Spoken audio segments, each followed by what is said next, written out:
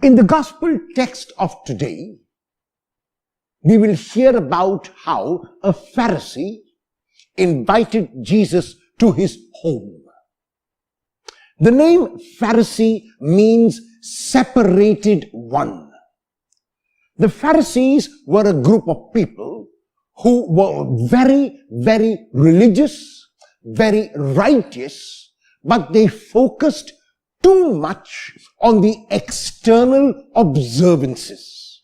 They looked at the externals more than at the internal. And because the focus was so much on the body and on the external action, they forgot the internal heart. And with that heart, unfortunately, began to make judgments and negative judgments about others. So this Pharisee invites Jesus for a meal, and Jesus goes and sits down to supper with this Pharisee, who is his host. But the moment Jesus sits down without washing his hands, the Pharisee is surprised, because the Pharisee would never eat without washing their hands. And the Pharisee thinks ill of Jesus, wondering how Jesus can be this renowned rabbi, how Jesus can be close to God when he does not follow the external observances.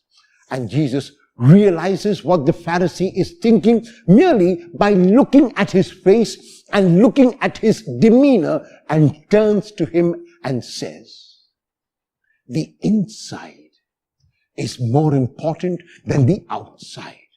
What is within a person, that is what creates the complications, not so much what is outside. For it is from within the heart that the evil thoughts, that thoughts which are negative about others, that selfishness and self-centeredness, all of these come from within a person. This is what makes a person unclean. Surely, for hygiene's sake, we must wash our hands before we eat. Surely, for hygiene's sake, we must take care of our bodies and make sure that they are clean. However, if we focus too much on the body and too much on the externals and not enough on the heart, we might be missing out on what is more important."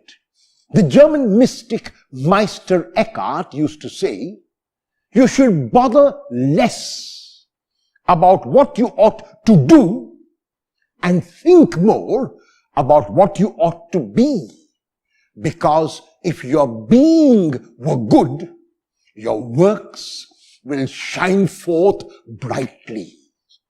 If your being were good, your works would shine forth brightly." How will you ensure that your being is good so that your works will shine forth brightly?